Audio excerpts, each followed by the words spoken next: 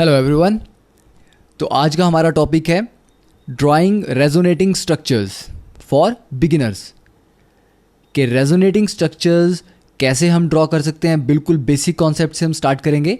और उससे पहले हम ये देखेंगे कि ऑर्गेनिक रिएक्शन के मैकेनिज़्म जब भी आप लिखते हैं, इलेक्ट्रॉन्स की मूवमेंट आप शो करते हो, तो उन इलेक्ट्रॉन्स की मूवमेंट के लिए किस किस तरह के एरोज़ यूज़ किए जाते हैं। तो डिफरेंट टाइप के जो एरोज़ हैं वो क्या हैं, फिर रेजोनेंस की बेसिक डेफिनेशन क्या है और क्या उसके रूल्स हैं कि how to write resonating structures और उनकी स्टेबिलिटी कैसे कंपेयर करेंगे। तो ये सारे फैक्टर्स हम पढ़ेंगे और I hope that you already understand the point कि रेजोनेंस ऑर्गेनिक केमिस्ट्री समझने के लिए one of the most critical concept है, one of the most fundamental. इसके बिना ना आप बोर्ड एग्जाम में बहुत अच्छा स्कोर कर पाएंगे, ना आप इस सब्जेक्ट की अंडरस्टैंडिंग आप में डेवलप होगी, और ना ही आप जेई पीएमटी कोई भी कॉम्पिटिटिव एग्जाम क्वालिफाई कर सकते हैं। Okay, so I hope you understand the importance and the impact of this particular topic. देखिए, तो first is the type of arrows. कौन कौन से एरोज हम यूज़ करते हैं। First arrow is a double headed arrow. तो डबल हेडेड एरो हम यूज़ करते हैं जब हम दो रेजोनेटिंग स्ट्रक्चर्स को इंडिकेट करते हैं। अगर ए और बी के बीच में ये डबल हेडेड एरो लगा हुआ है, इसका मतलब ए और बी एक दूसरे के रेजोनेटिंग स्ट्रक्चर्स हैं। Second, two head arrows. देखिए, इसको इक्विलिब्रियम के लिए यूज़ करते हैं। ठीक है, देखिए फॉरवर्ड के लिए ये और ये बैकवर्ड के लिए। तो अगर ए और बी के बीच में ये एरो यूज़ किए गए हैं तो ये बता रहा है कि ए और बी आपस में इक्विलिब्रियम पे हैं। अगर मैं इसकी जगह एरो कुछ इस तरह से ड्रॉ करता हूँ, इसका मतलब है कि ए से बी बनने का जो रेट है या जो चांसेस हैं वो ज़्यादा हैं, पर बी से वापस ए बनने के चांसेस कम है। इसका मतलब B is more stable in this mixture. तो इसका मतलब होगा कि मिक्सचर जब आपका होगा उसमें बी आपका मेजर प्रोडक्ट है और ए माइनर है। जैसे कि फॉर एग्जांपल बी आपका 70% है मिक्सचर में और ए आपका 30% है। बट अगर इस एरो को मैं इस तरह से लगाता हूँ तो इसका मतलब ए से बी में कन्वर्ट होने के चांस उतने नहीं है। मतलब बी एनर्जी में थोड़ा हाई है, इसलिए ए इजीली बी में कन्वर्ट नहीं हो पा रहा। ए की एनर्जी कम है, इसलिए बी इजीली ए में कन्वर्ट होना चाहता है ताकि वो ज़्यादा स्टेबल हो। तो यहाँ पर हो सकता है कि ए 70% हो और बी 30% हो। तो एरो की लेंथ क्या है वो आपको बताएगी कि कौन सा मेजर कंपोनेंट है इक्विलिब्रियम मिक्सचर का। और ये ध्यान रखें, यहाँ पर ये जो ए और बी हैं ये दो डिफरेंट स्ट्रक्चर्स हैं और दोनों इक्विलिब्रियम में रहते हैं। मतलब ये दोनों मिला के 100% ऑफ मिक्सचर बनाते हैं। बट जब आप रेजोनेंस की बात करते हो तो रेजोनेंस में ये दोनों जो मॉलिक्यूल्स हैं ए एंड बी, ये एक ही मॉलिक्यूल के दो अलग अलग रिप्रेजेंटेशंस हैं। जबकि इक्विलिब्रियम में ए और बी दो डिफरेंट मॉलिक्यूल्स हैं, दोनों के फंक्शनल ग्रुप डिफरेंट हैं, दोनों का आईयूपैक नेम डिफरेंट होगा। Third is the curve arrow indicates the movement of an electron pair. देखिए, जब भी आप एरो लगाते हैं, अगर आप दो इलेक्ट्रॉन की मूवमेंट कर रहे हैं तो आप एक डबल हेड एरो या एक कंप्लीट एरो लगाएंगे। ओके, तो ये एरो इंडिकेट करता है कि दो इलेक्ट्रॉन मूव हो रहे हैं। और इलेक्ट्रॉन हमेशा, एरो आपका हमेशा हाई इलेक्ट्रॉन डेंसिटी से स्टार्ट होता है और लो इलेक्ट्रॉन डेंसिटी पे स्टॉप होता है। मतलब आप हमेशा इलेक्ट्रॉन्स को मूव करते हैं एरो में। आप कभी ये नहीं लिख सकते कि ये पॉजिटिव चार्ज है और हमने इसको मूव किया। दिस इज रॉन्ग, क्योंकि पॉजिटिव चार्ज का मतलब है एब्सेंस ऑफ इलेक्ट्रॉन्स, और एब्सेंस कभी मूव नहीं कर सकती। जो है ही नहीं उसको आप कभी मूव नहीं कर सकते।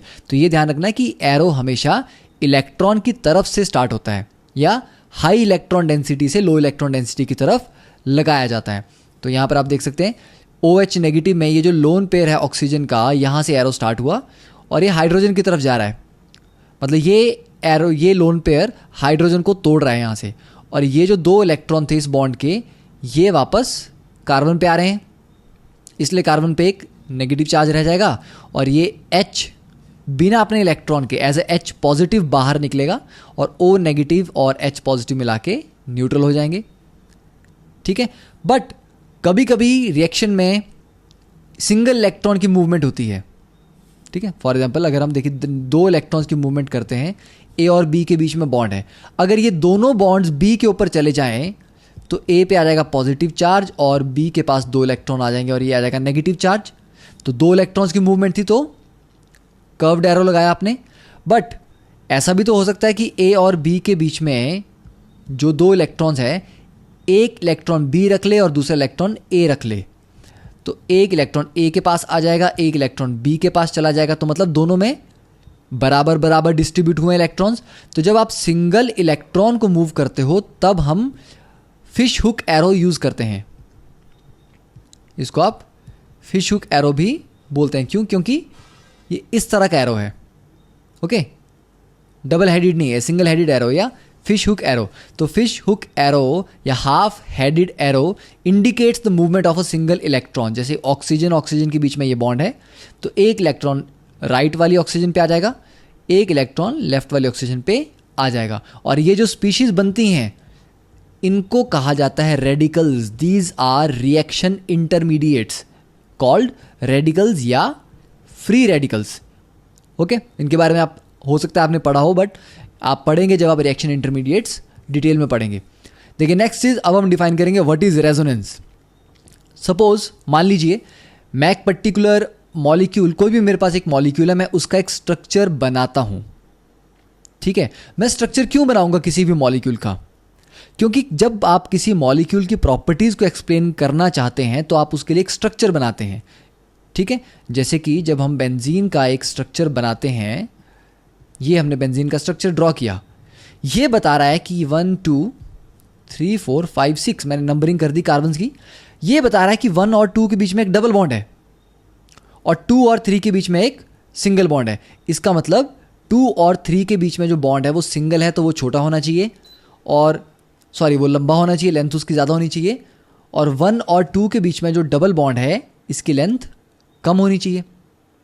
ओके, तो स्ट्रक्चर से हम क्या पता करते हैं? Structure is used to explain the properties of a particular molecule. तो मान लीजिए किसी एक मॉलिक्यूल की 10 प्रॉपर्टीज ढूंढी गई हैं, ठीक है, डिस्कवर की गई कि उसकी 10 प्रॉपर्टीज हैं।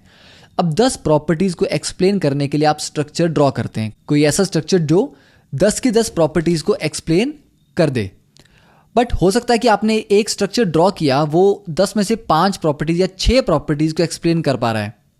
ओके, अब अगर वो 6 प्रॉपर्टीज को एक्सप्लेन कर पा रहा है तो आप उसको इग्नोर भी नहीं कर सकते क्योंकि कम से कम 6 को तो कर रहा है।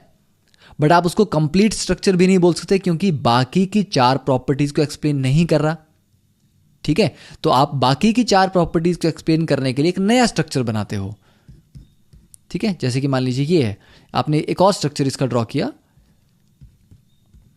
बाकी की 4 प्रॉपर्टीज मान लीजिए ये स्ट्रक्चर डिफाइन कर रहा है, तो दोनों ही स्ट्रक्चर अपने आप में इनकम्प्लीट हैं।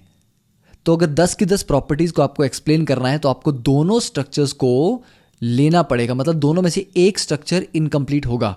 तो ऐसे केसेस में वो जो 2 स्ट्रक्चर्स आएंगे उनको रेजोनेटिंग स्ट्रक्चर्स कहा जाएगा। ठीक है, क्यों यूज किए 2 स्ट्रक्चर्स? क्योंकि एक अकेला स्ट्रक्चर सारी प्रॉपर्टीज को डिफाइन नहीं कर पा रहा था। अब इसका ये मतलब नहीं है कि रियलिटी में वो मॉलिक्यूल 2 स्ट्रक्चर्स में होगा। इसका जस्ट ये मतलब है कि जब आप किसी भी 3 डायमेंशनल ऑब्जेक्ट को, क्योंकि सारे मॉलिक्यूल्स 3D होते हैं, 3D ऑब्जेक्ट को जब आप 2 डायमेंशनल पेपर पे ड्रॉ करते हो तो आप उसका 3 डायमेंशन तो नहीं दिखा सकते ना। तो 2D पे पेपर पे ड्रॉ करने की लिमिटेशंस हैं, इसीलिए एक स्ट्रक्चर सारी प्रॉपर्टीज को नहीं दिखा पाता। ठीक है, क्योंकि वो 2D स्ट्रक्चर है, 3D नहीं है। इसलिए हम एक और स्ट्रक्चर बनाते हैं, या हो सकता है 3 स्ट्रक्चर्स बनाए या 4 स्ट्रक्चर्स बनाए। ओके, तो sometimes all of the properties of a molecule cannot be represented by a single structure but by 2 or more structures. These structures are called canonical forms or resonating structures or resonance contributors. तो actual molecule क्या है? Actual molecule के इतने सारे structures नहीं है, उसका structure एक ही है, बट वो एक स्ट्रक्चर क्या है आप ये मान सकते हो कि इन सभी स्ट्रक्चर्स का रिजल्टेंट है, and that is called a hybrid. ठीक है, हाइब्रिड या रिजल्टेंट। तो यहां पर जनरली हम हाइब्रिड वर्ड यूज करते हैं। तो actual molecule is a hybrid of these canonical और रेजोनेटिंग स्ट्रक्चर्स। ठीक है, अब सबसे important point, resonance exist only on paper. Resonance जैसा रियलिटी में कुछ नहीं होता, इट्स अ हाइपोथेटिकल कॉन्सेप्ट, क्योंकि हमारी लिमिटेशन है कि एक 3D मॉलिक्यूल को हम 2 डायमेंशनल पेपर पे नहीं ड्रॉ कर सकते। तो रेजोनेंस हमारा डिस्कवर किया गया एक इफेक्ट है, एक टूल है, जिसको हम कुछ कंपाउंड की एक्स्ट्रा स्टेबिलिटी को डिफाइन करने के लिए यूज करते हैं, बट रियलिटी में रेजोनेंस जैसा कुछ नहीं होता। ठीक है, तो ये पॉइंट पर्टिकुलरली आपको याद रखना चाहिए। अब देखिए, rules for writing the resonance structures. पहली बात कि सारे के सारे जो स्ट्रक्चर्स हैं they must be proper Lewis structures. For example, अब कार्बन के ऑक्टेट में मतलब 8 इलेक्ट्रॉन्स होंगे आउटरमोस्ट शेल में, 8 से ज़्यादा नहीं हो सकते क्योंकि उसके पास एक्सपैंड करने के लिए d ऑर्बिटल्स नहीं हैं। तो कार्बन मैक्सिमम 8 इलेक्ट्रॉन रख सकता है। ठीक है, ऑक्टेट अपना कंप्लीट करेगा। अब अगर आपने कोई ऐसा स्ट्रक्चर बना दिया जिसमें कार्बन के 5 बॉन्ड हो गए तो वो 10 इलेक्ट्रॉन्स आ जाएंगे, तो वो क्या होगा, एक इनवैलिड या इम्प्रॉपर लुईस स्ट्रक्चर। तो ये ध्यान रखना है रेजोनेटिंग स्ट्रक्चर ड्रॉ करते टाइम कि सारे के सारे एटम्स प्रॉपर लुईस स्ट्रक्चर्स को ओबे करें। सेकंड, कभी भी एटम को मूव नहीं करते इसमें। ठीक है, देखिए जैसे आपके पास CH3 CH2 CH double bond CH, ये आपके पास स्ट्रक्चर है। आपने मान लीजिए इसका एक और स्ट्रक्चर बना दिया और उसमें आपने लिख दिया यहाँ पे CH2 double bond CH CH2 CH double bond CH CH3। अब आप बोलेंगे कि ये 2 रेजोनेटिंग स्ट्रक्चर्स हैं, हमने इलेक्ट्रॉन्स मूव करा दिए। अब देखिए, पहले वाले कार्बन पे 3 हाइड्रोजन है, यहाँ पर पहले वाले कार्बन पे 2 हाइड्रोजन है। अब मतलब आपने हाइड्रोजन को मूव किया। तो पॉइंट ये कि आप एटम्स को हिला नहीं सकते, हम कार्बन को इधर उधर नहीं कर सकते, हाइड्रोजन को नहीं कर सकते, किसी भी एटम को आप अपनी जगह से नहीं मूव करेंगे। आप सिर्फ और सिर्फ इलेक्ट्रॉन्स को मूव कर सकते हैं। हाँ, वो इलेक्ट्रॉन एक पाई बॉन्ड का हो सकता है, वो इलेक्ट्रॉन एक लोन पेयर का हो सकता है, एक रेडिकल का हो सकता है, but only electrons are allowed to move. No atom should be displaced from its position. ठीक है, अभी जस्ट रूल्स देख लीजिए, जब हम एप्लीकेशन करेंगे तो आपको बहुत इजीली सब कुछ समझ आएगा। Okay, this is very easy to understand when applying this concept. Third is all atoms taking part in the resonance that is covered by delocalized electron must lie in the same plane. मतलब planarity होनी चाहिए। Planarity का मतलब क्या है कि जब मैं इलेक्ट्रॉन्स की मूवमेंट कर रहा हूँ, मान लीजिए मैंने लिखा CH2 positive CH double bond CH2, तो यहां पर क्या है, इस कार्बन की हाइब्रिडाइजेशन है sp2। आई होप आपको हाइब्रिडाइजेशन आती है, नहीं तो आप 11th के जो चैप्टर है, first chapter some basic concepts of chemistry, उसके NCERT सॉल्यूशन देख सकते हैं। वहां पर मैंने हाइब्रिडाइजेशन कैसे कैलकुलेट करना ये एक्सप्लेन किया है। तो इसकी sp2 हाइब्रिडाइजेशन है, सेकेंड कार्बन भी, थर्ड कार्बन भी, तीनों कार्बन sp2 हैं। मतलब इनके पास एक p ऑर्बिटल एम्प्टी होगा, तो इसके पास एक एम्प्टी p ऑर्बिटल है, इसके पास एक एम्प्टी p ऑर्बिटल है, और इसके पास भी एक एम्प्टी p ऑर्बिटल है। ये तीनों p ऑर्बिटल सेम प्लेन में होने चाहिए, तभी ये आपस में ओवरलैप कर सकते हैं। क्योंकि एक p ऑर्बिटल इस तरह से होगा और एक दूसरा इस तरह से है, तभी ओवरलैप करेंगे। मतलब दोनों py हैं। अगर मैं आपको कहूं कि py ऑर्बिटल को px के साथ ओवरलैप करा के आप डबल बॉन्ड बनाइए, पाई बॉन्ड, तो कभी इन दोनों में ओवरलैपिंग हो सकती है? नहीं हो सकती। तो तभी होगा जब दोनों सेम प्लेन में हो, या दोनों py हो, या दोनों px हो, या दोनों pz हो, तो सारे के सारे प्लेनर होने चाहिए। ओके, तो reason for the planarity is the maximum overlap, because अगर प्लेनर नहीं होगा तो वो ओवरलैप नहीं करेगा। Next is all canonical forms must have the same number of unpaired electrons. देखिए, अनपेयर्ड इलेक्ट्रॉन्स का मतलब ये है कि जब भी आप रेजोनेटिंग स्ट्रक्चर्स ड्रॉ कर रहे हैं, आप इलेक्ट्रॉन्स को यहाँ से वहाँ लेके जा रहे हैं, तो आप नए इलेक्ट्रॉन जनरेट नहीं कर सकते और इलेक्ट्रॉन्स को आप कंज्यूम नहीं कर सकते। तो total number of unpaired electron अगर आप काउंट करेंगे वो बराबर होने चाहिए। Okay, next is the energy of the actual molecule is lower than that of any form. देखिए, अगर एक मॉलिक्यूल है उसके आपने 3 रेजोनेटिंग स्ट्रक्चर्स बनाए हैं ए, बी एंड सी। ए की एनर्जी है 10, बी की एनर्जी है 12, सी की एनर्जी है 14। ठीक है, मान लीजिए किलो जूल पर मोल जो भी है, तो तीनों की कुछ ना कुछ एनर्जी है। अब ऐसा भी नहीं है कि जो रेजोनेटिंग स्ट्रक्चर्स हैं सबकी एनर्जी बराबर होती है। हाँ, बराबर हो भी सकती हैं और बराबर नहीं भी हो सकती। तो अभी हम जो केस ले रहे हैं उसमें बराबर नहीं है। तो इनका जब रिजल्टेंट आएगा, वो रिजल्टेंट इनमें से जो सबसे ज़्यादा स्टेबल स्ट्रक्चर है उससे भी ज़्यादा स्टेबल होता है। तो ए, बी और सी में सबसे ज़्यादा स्टेबल कौन सा होगा? जिसकी एनर्जी सबसे कम है, दैट इज ए। तो इनका जो हाइब्रिड बनेगा वो ए से भी ज़्यादा स्टेबल होगा, मतलब उसकी एनर्जी 10 से भी कम होगी। तो यही यहाँ पर लिखा गया है कि एनर्जी ऑफ एक्चुअल मॉलिक्यूल जो कि हाइब्रिड है is lower than any of the resonating structure. Next is all canonical forms do not contribute equally. मतलब ए, बी, सी मैंने 3 फॉर्म्स लिखी हैं।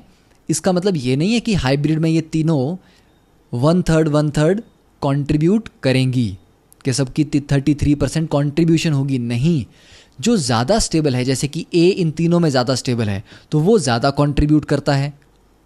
सी सबसे कम स्टेबल है तो वो सबसे कम कंट्रीब्यूट करेगा।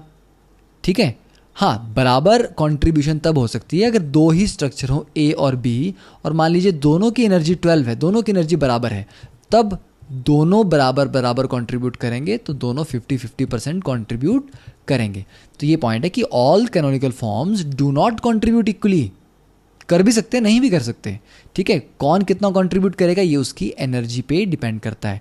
जितना ज़्यादा स्टेबल होगा उतना ही ज़्यादा कंट्रीब्यूट करेगा। Next is structure with more covalent bonds are ordinarily more stable.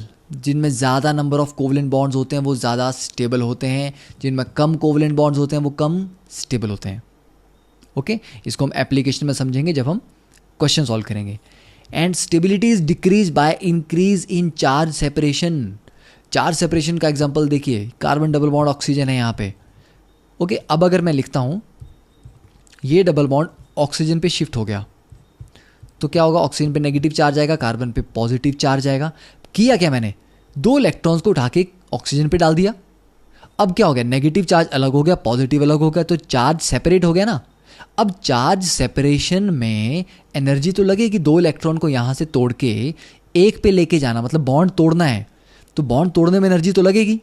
तो जब भी आप चार्ज सेपरेशन क्रिएट करोगे उसमें कुछ एनर्जी लगेगी, और जब भी एनर्जी कंज्यूम होती है सिस्टम की एनर्जी बढ़ती है, मतलब सिस्टम कुछ एनर्जी गेन करेगा तो वो अनस्टेबल होगा। तो इसलिए जब भी चार्ज सेपरेशन होगी सिस्टम की स्टेबिलिटी कम होगी। ओके, और लास्ट पॉइंट ये है कि जहां पर भी आपको दिख रहा है कि मोर इलेक्ट्रोनेगेटिव एटम था और उस पर एक नेगेटिव चार्ज आ गया तो वो अच्छी बात है, क्योंकि ज़्यादा इलेक्ट्रोनेगेटिव एटम चाहते हैं उस पर नेगेटिव चार्ज आए, इलेक्ट्रॉन उनके पास रहे। और जो लेस इलेक्ट्रोनेगेटिव है उन पे पॉजिटिव चार्ज आए तो वो भी अच्छी बात है। बट अगर मोर इलेक्ट्रोनेगेटिव पे पॉजिटिव चार्ज आ जाए तो वो स्टेबल नहीं होगा। बट इससे भी ज़्यादा इंपॉर्टेंट कॉन्सेप्ट एक होता है ऑक्टेट स्टेबिलिटी। अगर किसी के ऑक्टेट कंप्लीट हो रहे हों एटम के, फिर चाहे मोर इलेक्ट्रोनेगेटिव पे पॉजिटिव चार्ज आ जाए उससे कोई मतलब नहीं है। ऑक्टेट स्टेबिलिटी सबसे ज़्यादा इंपॉर्टेंट फैक्टर है जब आप स्टेबिलिटी को कंपेयर करते हैं। ओके, तो दीज वर द रूल्स। अब देखते हैं ड्राइंग रेजोनेंस स्ट्रक्चर्स के। रेजोनेंस स्ट्रक्चर हम किस तरह से ड्रॉ करेंगे। देखिए, ये थ्योरी तो आप जब भी आपको फ्री टाइम मिले आप इसको पढ़ सकते हैं, ठीक है, अपने नोट्स के लिए। सेकेंडली, आपको ध्यान में क्या रखना है, हमारे पास चार्ज, सिंगल बॉन्ड, चार्ज, इस तरह की कंडीशन होनी चाहिए। फॉर एग्जांपल देखिए, ये एक एग्जांपल है,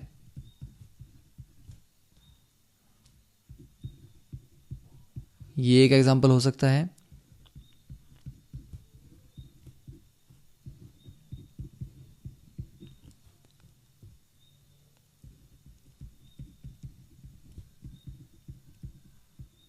तो देखिए जो पाई बॉन्ड है, पाई बॉन्ड के इलेक्ट्रॉन्स हमेशा मूव कर जाते हैं, सिग्मा बॉन्ड कभी नहीं मूव करेगा क्योंकि सिग्मा बॉन्ड ज़्यादा स्ट्रांग होता है और वो स्ट्रक्चर को डिफाइन करता है, आप स्ट्रक्चर को नहीं हिला सकते। आप ये मान लीजिए कि किसी घर में जैसे खिड़की और दरवाजे हैं, तो वैसे ही पाई बॉन्ड है, तो खिड़कियाँ दरवाजे आप एक दीवार से तोड़ के कहीं और लगा सकते हैं, कुछ भी है, बट आप कभी पिलर नहीं गिराएंगे, जो फाउंडेशन है घर की वो नहीं गिराएंगे। तो sigma bonds are like foundation, ठीक है, वो स्ट्रक्चर के पिलर्स की तरह हैं, उनको अगर आपने तोड़ दिया तो स्ट्रक्चर ही टूट जाएगा। तो पाई बॉन्ड्स को आप इधर उधर शिफ्ट करेंगे चलेगा, तो पाई बॉन्ड को चार्ज की तरह कंसीडर कर सकते हैं। तो देखिए चार्ज, फिर सिंगल बॉन्ड है, फिर चार्ज है, चार्ज है, फिर सिंगल बॉन्ड, फिर नेगेटिव चार्ज, चार्ज है, फिर सिंगल बॉन्ड, फिर चार्ज है, मतलब डबल बॉन्ड है, ट्रिपल भी हो सकता है, चार्ज सिंगल, फिर चार्ज है, सिंगल इलेक्ट्रॉन है। तो जब भी आपके पास चार्ज सिंगल चार्ज इस तरह के अल्टरनेट पोजीशन पे चार्जेस रहेंगे तो यहाँ पर क्या रहेगा, this is called conjugated system, कि यहाँ पर कॉन्जुगेशन है कि अल्टरनेट पोजीशन पे चार्ज है। कॉन्जुगेटेड सिस्टम का मतलब क्या है, continuous availability of vacant P orbitals, ठीक है। ये कॉन्जुगेशन क्यों चाहिए मुझे, चार्ज सिंगल बॉन्ड चार्ज, देखिए ये sp2 है, ये भी sp2 है और ये भी sp2 है, तीनों के पास एक एम्प्टी p ऑर्बिटल है। यहां पर ये sp2 है, ये sp2 है और ये भी sp2 है, तीनों के पास वेकेंट p ऑर्बिटल है। यहां पर चारों sp2 हैं, यहां पर तीनों sp2 हैं। तो sp2 होने का मतलब है कि तीसरा p ऑर्बिटल खाली है, तो इसके पास भी है, अगले के पास भी है, अगले के पास भी है। अगर आप ये कहें कि अगर चार्ज सिंगल बॉन्ड चार्ज की जगह दो सिंगल बॉन्ड बीच में आ जाए तो क्या प्रॉब्लम आ जाएगी, जैसे मान लीजिए अगर हम कुछ ऐसा स्ट्रक्चर लिख देते हैं तो क्या प्रॉब्लम है।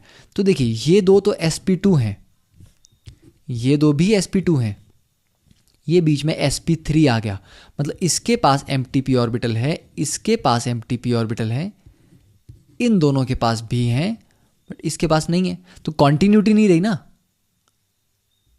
ठीक है। कॉन्टिन्यूटी रहेगी तो इलेक्ट्रॉन मूव करते रहेंगे, ये तो ऐसा होगा कि इलेक्ट्रॉन की मूवमेंट के लिए सड़क बनी थी, बीच में गड्ढा आ गया। तो जहां पर भी आपकी ये कॉन्टिन्यूटी ब्रेक होगी मतलब आपका कॉन्जुगेशन नहीं है, तो अब इलेक्ट्रॉन्स फ्लो नहीं कर सकते, उनको कॉन्टिन्यूस पाथ चाहिए होता है। इसीलिए हम कहते हैं कि चार्ज सिंगल बॉन्ड चार्ज होना चाहिए, दो सिंगल बॉन्ड बीच में नहीं आने चाहिए। अब देखिए इलेक्ट्रॉन कैसे मूव करना है। अब CH2 single bond CH double bond C, दो मिथाइल लगे हैं, तो देखिए चार्ज सिंगल बॉन्ड और चार्ज, कॉन्जुगेशन है। अब अगर आप एरो लगाते पॉजिटिव चार्ज से तो वो गलत होता, क्योंकि पॉजिटिव चार्ज का मतलब है एब्सेंस ऑफ इलेक्ट्रॉन्स, तो एरो हमेशा वहां से लगेगा जहां से इलेक्ट्रॉन चल सकते हो।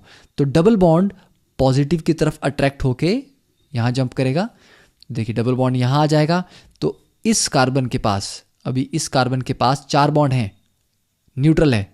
अब एक बॉन्ड टूट के यहां चला जाएगा तो इसके पास 3 बॉन्ड रह जाएंगे, तो ये पॉजिटिवली चार्ज हो जाएगा। मतलब चार्ज हमेशा कंजर्व करना है, इससे लेके अगर आप दूसरे को दे रहे हो तो दूसरा तो न्यूट्रल हो जाएगा पर ये पॉजिटिवली चार्ज हो जाएगा। ओके, तो ये ध्यान में रखना है कि एरो हमेशा हाई इलेक्ट्रॉन डेंसिटी से लो इलेक्ट्रॉन डेंसिटी। तो मूव द एरोज करेक्टली, तो आपको मैंने बता दिया कि एरोज को करेक्टली कैसे मूव करना है, ठीक है। देखिए draw the resonance structure showing the new double bond and check your charges. Charges हमेशा बैलेंस रखने हैं, ठीक है। आप ये बोलते हो कि charge is always conserved, charge को आप क्रिएट नहीं कर सकते, डिस्ट्रॉय नहीं कर सकते, सिर्फ मूव कर सकते हैं। तो यहाँ पर ऑक्सीजन के पास 2 लोन पेयर होते हैं, तो देखिए ये चार्ज, मतलब लोन पेयर को मैं चार्ज मान रहा हूँ, फिर सिंगल बॉन्ड, फिर चार्ज, तो ये इलेक्ट्रॉन मूव करेगा टुवर्ड द पॉजिटिव चार्ज। तो ये देखिए एरो, तो ये 2 इलेक्ट्रॉन यहाँ पर मूव करेंगे, तो यहाँ डबल बॉन्ड बनेगा। अब ऑक्सीजन पे पॉजिटिव चार्ज क्यों आया, ये बहुत इंपॉर्टेंट चीज़ है, इसको समझना। जनरली बच्चे ही इसमें बहुत गलती करते हैं। देखिए इस अगर ऑक्सीजन की बात हम इस स्ट्रक्चर में करते हैं, लेफ्ट और राइट में एक एक सिंगल बॉन्ड है, एक लोन पेयर ऊपर, एक लोन पेयर नीचे है। मतलब ऑक्सीजन के पास अपने इलेक्ट्रॉन्स कितने हैं, देखिए एक इस बॉन्ड में शेयर किया हुआ है, एक यहाँ शेयर किया है, तो 2 3 4 5 6, ऑक्सीजन के पास अपने 6 इलेक्ट्रॉन हैं और न्यूट्रल स्टेट में ऑक्सीजन के पास 6 होते हैं, इसलिए ये न्यूट्रल है। अब इस स्ट्रक्चर की बात करें, इस स्ट्रक्चर की, तो इसको अगर हम ड्रॉ करेंगे तो ये क्या होगा, देखिए मिथाइल के साथ एक लेफ्ट में बॉन्ड है, राइट में एक डबल बॉन्ड है, यहाँ एक पॉजिटिव चार्ज का मतलब है कुछ नहीं है उसके पास ऊपर, ठीक है, एम्प्टी है वो, और नीचे एक लोन पेयर होगा। तो टोटल इलेक्ट्रॉन ऑक्सीजन के काउंट करें, देखिए एक इस बॉन्ड में शेयर किया है, एक यहाँ है, एक यहाँ है और ये 2 हैं। अब आप बोलेंगे कि नहीं, दोनों इलेक्ट्रॉन तो ऑक्सीजन ने दिए थे, तो ये जो डबल बॉन्ड बना है इसके तो दोनों ऑक्सीजन के हैं, पर ऐसा नहीं होगा ना, उसने शेयर किया है, मतलब ये वाला इलेक्ट्रॉन अब उसने कार्बन को दे दिया है, तो उसको ऑक्सीजन काउंट नहीं करेगा। तो ऑक्सीजन के पास अपने कितने बचे, देखिए 1 2 3 4 और 5, 5 इलेक्ट्रॉन, मतलब न्यूट्रल कंडीशन से एक कम हुआ, इसीलिए 1 पॉजिटिव चार्ज आया। तो ये मत सोचना कि 1 पॉजिटिव चार्ज का मतलब होता है कि 2 इलेक्ट्रॉन चले गए। 1 positive charge indicates the absence of a single electron always, ठीक है। वैसे यहां पर नाइट्रोजन का पेयर मूव किया तो नाइट्रोजन पे पॉजिटिव चार्ज आया। अब यहां पर कार्बन के तो 4 बॉन्ड कंप्लीट हुए थे, इसलिए वो न्यूट्रल था, उस पर कोई चार्ज नहीं आया। यहां पर बोरॉन पे नेगेटिव चार्ज इसलिए रखा गया है क्योंकि बोरॉन 3 बॉन्ड में ही न्यूट्रल रहता है, ठीक है। बोरॉन की जो वैलेंसी है वो 3 है, उसके पास 3 ही इलेक्ट्रॉन होते हैं, अगर 3 से ज़्यादा हो जाएं तो वो इलेक्ट्रॉन रिच हो जाएगा, तब वो नेगेटिव हो जाएगा। तो यहाँ पर ध्यान देने वाली बात है, ये स्ट्रक्चर पहले से इसके ऊपर 1 पॉजिटिव है, इस स्ट्रक्चर में भी 1 पॉजिटिव बचा है, चार्ज कंजर्व है। ये स्ट्रक्चर इनिशियली न्यूट्रल था, लोन पेयर कोई चार्ज नहीं होता, ये न्यूट्रल है, फाइनली भी न्यूट्रल है, 1 पॉजिटिव है तो 1 नेगेटिव भी है, मतलब overall charge is conserved. But देखिए ये स्ट्रक्चर यहाँ पर गलती क्या है, आपने ऑक्सीजन के पास एक, ठीक है, नेगेटिव चार्ज था, उसको अब मूव कर दिया आपने नीचे की तरफ और यहाँ एक डबल बॉन्ड लगा दिया। अब इससे दिक्कत क्या होगी, मान लीजिए आपको लगता है कि आपने एक पॉजिटिव था एक नेगेटिव था, ये क्योंकि यहाँ पर डबल बॉन्ड आएगा तो इसका पॉजिटिव चला जाएगा और इसका नेगेटिव चला जाएगा, न्यूट्रल हो गया, दोनों न्यूट्रल हैं ओवरऑल। प्रॉब्लम क्या है, नाइट्रोजन के कितने बॉन्ड्स बन गए, 5 बॉन्ड्स। 5 बॉन्ड्स का मतलब है 10 इलेक्ट्रॉन्स, और nitrogen can not exceed it's octet, इसलिए नाइट्रोजन के पास 10 इलेक्ट्रॉन का मतलब है कि ये गलत है स्ट्रक्चर, ये ऐसा नहीं हो सकता। ओके, सो आई थिंक यहां तक आपको क्लियर है। अब देखिए नेक्स्ट क्वेश्चन है, इसको हम सॉल्व करेंगे, draw the other resonance structures. पहली चीज आपको चेक करनी है क्या उसमें कॉन्जुगेशन है, ठीक है, पहली चीज चेक करिए। सेकंड चीज आप चेक करते हैं कि क्या उसमें प्लेनैरिटी है। तो कॉन्जुगेशन के लिए देखिए चार्ज, सिंगल बॉन्ड और चार्ज, यस कॉन्जुगेशन है। प्लेनैरिटी, हाँ, क्योंकि ये कनेक्टेड हैं और कुछ ऐसा नहीं लग रहा आपको यहाँ कि ये प्लेन से बाहर जाएंगे। ये sp2 है, ये भी sp2 है और ये भी sp2 है, तीनों sp2 हैं। और sp2 का मतलब क्या होता है, ट्राइगोनल प्लेनर, मतलब ये प्लेन में, तो प्लेनैरिटी भी है, ठीक है। अब हम क्या कर सकते हैं, चार्ज हमेशा हाई इलेक्ट्रॉन डेंसिटी से लो इलेक्ट्रॉन डेंसिटी की तरफ चलेगा, तो इसका जो स्ट्रक्चर बनेगा, देखिए एटम हम कभी मूव नहीं करते, जहाँ पर हाइड्रोजन था वहीं रहेगा, जहाँ कार्बन था वो वहीं रहेगा। हाँ, इलेक्ट्रॉन्स हम मूव कर रहे हैं, ये डबल बॉन्ड यहाँ से यहाँ शिफ्ट हो गया, तो अब इस पॉजिटिव चार्ज को हमने यहाँ ले गए क्योंकि इस कार्बन के पास अब 3 बॉन्ड्स बचे। Okay, so this is your answer. अब देखिए नेक्स्ट क्वेश्चन में, draw the resonance structure for the following molecules. पहली चीज क्या चेक करेंगे आप, conjugation, charge, single bond, charge, कितने मूवमेंट होगी, एक बार ये बॉन्ड मूव करेगा, दैट्स ऑल, उसके बाद आगे कुछ नहीं है, ठीक है। यहां पर देखिए चार्ज, सिंगल बॉन्ड, चार्ज, तो एक बार ये बॉन्ड मूव करेगा, उसके बाद कुछ नहीं ऑप्शन। यहां पर क्या है, charge, single bond, charge, single bond, charge, मतलब कॉन्जुगेशन इस पॉइंट से लेके इस पॉइंट तक है, तो यहां पर मूवमेंट थोड़ी ज्यादा होगी, ठीक है। इस मूवमेंट को देखिए कैसे करते हैं, एट अ टाइम आप एक ही पेयर ऑफ इलेक्ट्रॉन मूव करेंगे, एट अ टाइम, एक स्टेप में, तो ये जो एक पाई बॉन्ड था इसको मैंने एट अ टाइम मूव किया यहाँ पे, तो यहाँ पर डबल बॉन्ड आ जाएगा और ये पॉजिटिव चार्ज इस कार्बन पे चला जाएगा, क्योंकि इस कार्बन के पहले 4 बॉन्ड थे, वो एक चला गया आगे। अब अगले स्टेप में एक और पेयर आप मूव कर सकते हैं, क्योंकि कॉन्जुगेशन हमारी ज़्यादा है। अब ये मूव करेगा तो यहाँ डबल आएगा यहाँ पे, तो मतलब जिस पॉइंट से लेके जिस पॉइंट तक कॉन्जुगेशन थी वहाँ से वहाँ तक चार्ज ट्रैवल करता है। तो पॉजिटिव चार्ज यहाँ से स्टार्ट हुआ था, घूमता घूमता यहाँ पे आ गया। तो हमारे पास कितने रेजोनेटिंग स्ट्रक्चर्स आए? 3 रेजोनेटिंग स्ट्रक्चर्स। ओके, तो ये ध्यान रखना है कि एट अ टाइम एक ही पेयर ऑफ इलेक्ट्रॉन्स को मूव करना है, दोनों को।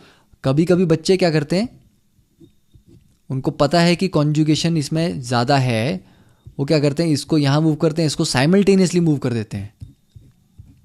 ठीक है, उससे क्या होगा, ये बॉन्ड यहाँ जाएगा तो यहाँ डबल, ये साइमल्टेनियसली ऊपर चला जाएगा, यहाँ डबल, और पॉजिटिव चार्ज यहाँ आ जाएगा। तो आपने किया क्या, गलती इसमें यह, आप एक स्टेप को बीच में एक स्ट्रक्चर को खा गए। आपने 2 पेयर की मूवमेंट एक ही बार दिखा दी, तो अब बीच वाले स्ट्रक्चर पे तो आप गए नहीं, अब डायरेक्टली आगे चल गए, तो स्किप कर गए। तो एग्जाम में अगर क्वेश्चन आएगा कि इसके कितने रेजोनेटिंग स्ट्रक्चर्स बनते हैं, तो आप वहाँ पर गलती कर जाएंगे। और ऐसा इतना ईजी तो नहीं, but yes, how many resonating structures a particular molecule will show, एक ये question IIT JEE advanced I guess 2015 में आ चुका है। ओके, और बहुत जिसने प्रैक्टिस की होगी वो उसको इजीली सॉल्व करेगा, बट एक अच्छा क्वेश्चन था वो, कि simply number of resonating structures draw करने थे। ठीक है, नेफ्थलीन से रिलेटेड कोई आयन था।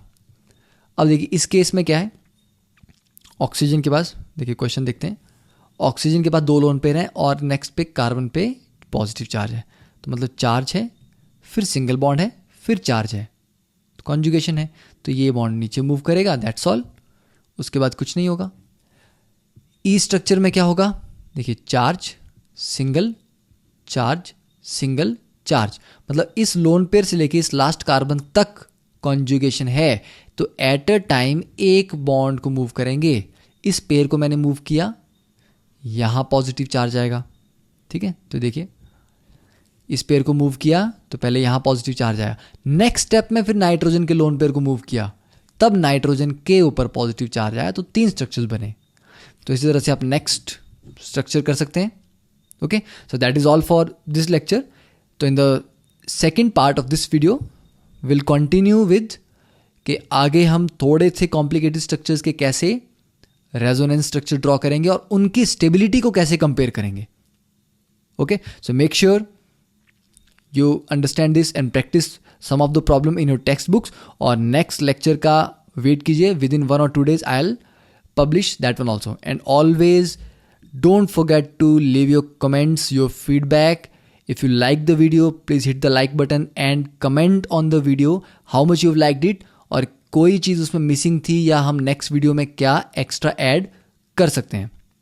Okay, and share it among your friends. Okay, thank you, have a nice day.